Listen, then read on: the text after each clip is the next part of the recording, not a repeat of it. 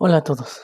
Esta semana vamos ahora sí, a terminar por fin los temas de aparato digestivo, que ha sido un poco largo, pero pues es un aparato bastante complejo en cuanto a la cantidad de tejidos que se encuentran y de funciones que tiene, ¿no? Entonces, hoy vamos a ver tres órganos, dos de los cuales son unos pues bastante importantes no solamente en cuestión de la digestión, que también son importantes para ello, sino en cuanto a la salud global del ser humano, ¿no? Que estos yo creo que son de los órganos más importantes, sin desmeritar ninguno, pero dado que tienen muchas funciones, que son el páncreas y el hígado, y sobre todo el hígado, que tiene una enorme cantidad de funciones, puedes hacer, si te pones muy quisquilloso, fácil puedes hacer una plana completa de diferentes funciones en las que interactúa o en las que se ve envuelto directa o indirectamente el hígado. Entonces, es un órgano bastante importante y es precisamente con el que vamos a empezar a platicar. Primeramente, el hígado es el órgano y además la glándula más grande que tenemos en el cuerpo. Dentro del cuerpo, ¿no? El órgano más grande como tal o más pesado es la piel, pero después de ello sigue precisamente el hígado, que pesa aproximadamente kilo y medio en las personas, es un peso promedio, ¿no? Está involucrado en un montón de cosas, pero por así, pues, por decirlo de una forma, podemos englobarlo en que está involucrado en la captación, almacenamiento y distribución de nutrientes. Así como también está involucrado al ser una glándula exócrina y endocrina, ¿no? Exócrina que genera un compuesto que se segrega fuera del cuerpo, que en este caso va a ser la bilis, y de una forma endocrina porque también segrega a la sangre hormonas y también va a segregar un montón de proteínas a la sangre que van a segregarse o se van a llevar a todas partes del cuerpo humano. Y produce la gran mayoría de las proteínas plasmáticas circulantes, como les había dicho.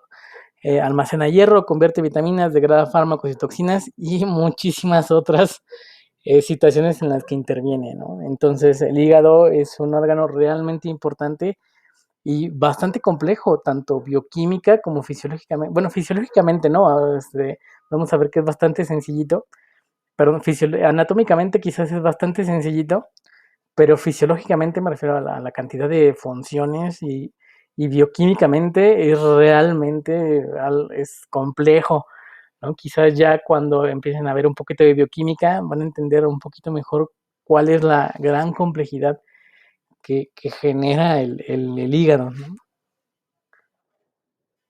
Vamos a hablar un poquito de la estructura. Hay que tener muy presente algo muy interesante del intestino, perdón, del hígado, y es que su segregación, su vascularización va a ser muy venosa.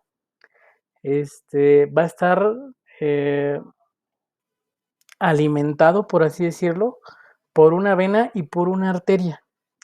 Entonces posee una doble irrigación, o sea, lleva un suministro venoso a través de la vena porta hepática y un suministro arterial a través de la arteria hepática. Entonces, si se acuerdan de dónde viene la vena porta, a ver, hagan memoria de sus clases de anatomía. Entonces, esa vena porta viene precisamente, o bueno, no, viene del intestino delgado, ¿no? Entonces, la circulación del hígado va a estar irrigada, va a ser irrigado por estos dos componentes, tanto por un componente venoso como por un componente arterial. Y esto le va a dar una característica muy interesante a la sangre que va a estar, de la que va a estar irrigado, porque no va a ser una muy oxigenada, aunque sí, para eso sirve obviamente, todas las células de nuestro cuerpo necesitan el oxígeno, pero um, también va a tener muchos nutrientes, debido a que pues la avena porta viene precisamente de todo lo que se absorbió en el intestino delgado. Entonces va a ser una sangre muy nutritiva, sin embargo ya sin oxígeno, y por eso también tiene la irrigación por parte de la arteria hepática, que es así va a llevar un suministro de oxígeno y nutrientes también importantes.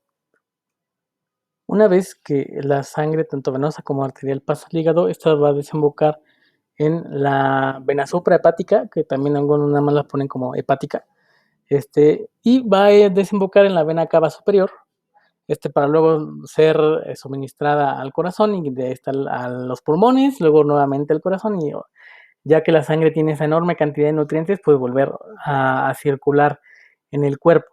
Veamos un poquito más de cerca las diferentes estructuras que vamos a ver en el hígado.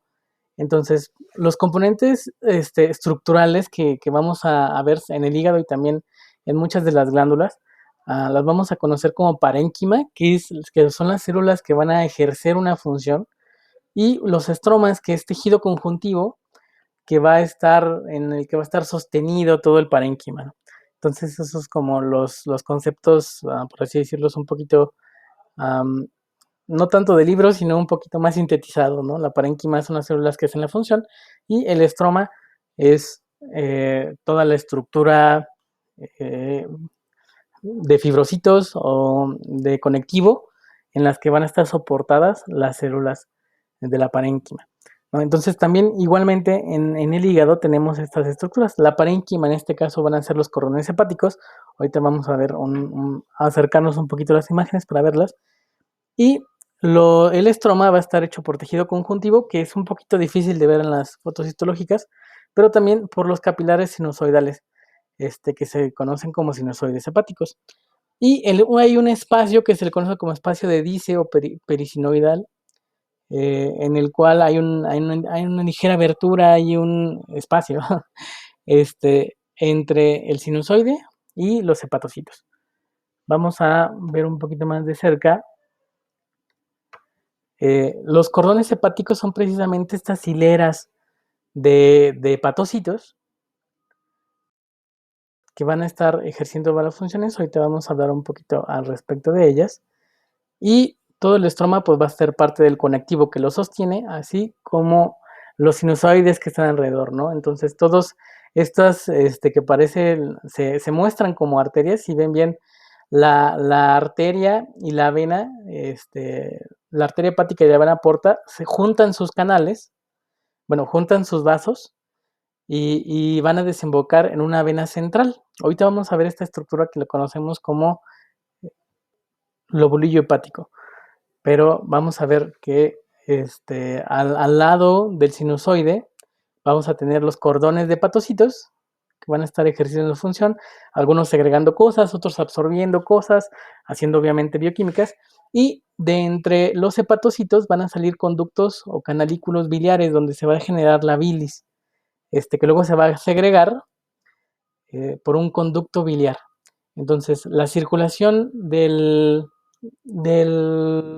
hígado vamos a tener una doble circulación, una circulación sanguínea y una circulación de bilis.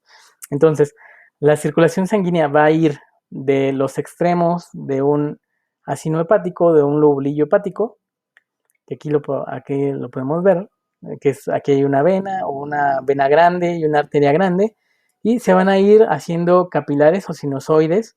Si se acuerdan, los sinusoides tienen agujeros muy grandes que permiten el paso incluso de proteínas, y van a desembocar en una vena central.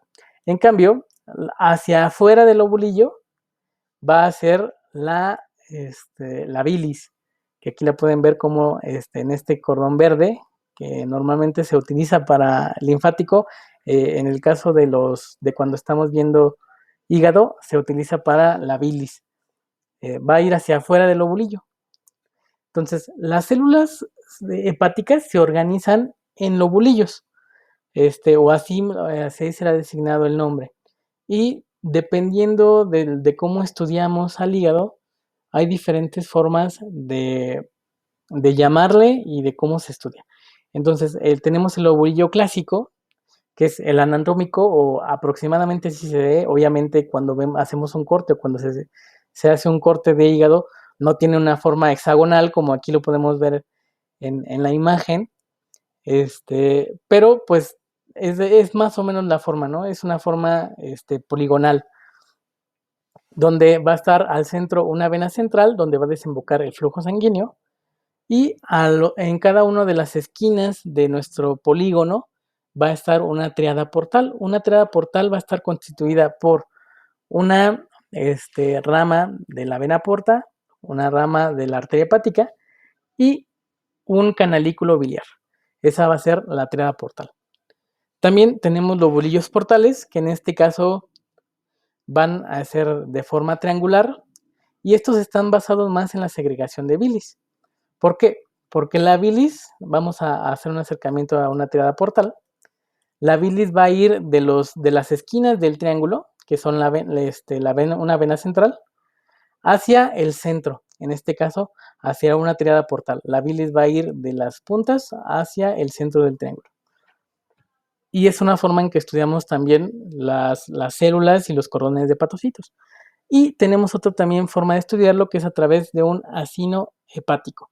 El acino hepático es una especie de triángulo o de rombo, en este caso es como una elipse en esta imagen que lo utilizan, y nos ayuda a tener una idea de la circulación de sangre oxigenada, ¿no? De la arteria. Entonces, en la parte central de este elipsis hay mayor cantidad de sangre oxigenada. Por lo que conforme se va acercando esta sangre a las venas, hay una menor concentración de oxígeno. Entonces, por ejemplo, casos de hipoxia donde hay una menor cantidad de oxígeno en sangre, vamos a ver que que las células, los hepatocitos de las zonas más extremas, en este caso los que están más cerca de la vena central, estas venas que están en color azul fuerte, van a estar más dañados por la menor cantidad de oxígeno. En cambio, los que están al centro de la elipsis, que le llaman zona 1, dependiendo de qué tan al centro están, algunos libros los ponen como zona 1, zona 2 y zona 3. Entonces, en la zona 1, que es al centro de la elipsis, va a haber una mayor concentración de oxígeno y los hepatocitos van a estar pues mejor en cuanto a su nutrición, en cuanto a su bioquímica. En cambio, los que estén más al extremo van a estar más dañados. Y, por ejemplo, si se toma algún veneno o algún componente que daña las células del hígado, va a ser al revés. Las células más dañadas van a ser las que estén en la zona 1 y las que, pues, debido a que van a recibir menos concentración de esa toxina o de ese tóxico, las que van a estar más normales y con menos daño van a ser las de la zona 2 y zona 3, que son las de los más extremos, porque van a recibir una menor concentración de aquello que venía en la sangre y empezó a matar hepatocitos. Estos términos son importantes, pues sobre todo en cuestiones de entender un poquito más, o bueno, más bien cuando se hacen análisis criminales o autopsias, para precisamente ver si la persona no murió debido a algún envenenamiento o alguna cosa que pudo afectar su oxigenación, ¿no? Entonces, en ese tipo de casos es importante e interesante saber estas cosas. Otra cosa muy interesante es de que en el ser humano, el corte de ser humano está a la derecha, el corte de cerdo está a la izquierda, hay muy poquito tejido conectivo en los lobulillos clásicos, por lo tanto es más difícil verlo. Tenemos que ser muy cuidadosos cuando vemos un corte de hígado para poder detectar las triadas portales, esta unión está entre las esquinas de los lobulillos. En cambio, cuando vemos un corte de cerdo, eh, vemos una mayor cantidad de tejido conectivo que delimita muy bien los lobulillos hepáticos. Entonces, a la izquierda vemos precisamente un corte de hígado de cerdo, teliño con maloriazán, que precisamente tiñe de azul el tejido conectivo, y a la derecha vemos un corte de hígado humano donde obviamente es más difícil ver cuál es el lobulillo. Nuevamente, aquí podemos ver cómo marcan, esta es una foto del ROS, precisamente para detectar un poquito más fácil el límite del lobulillo. Como ven, no son hexagonales como dicen los libros, sino que es un poquito más difícil de ver. Y al centro pues está la vena central y a los extremos pues cuando hagamos más acercamiento podremos ver las triadas portales.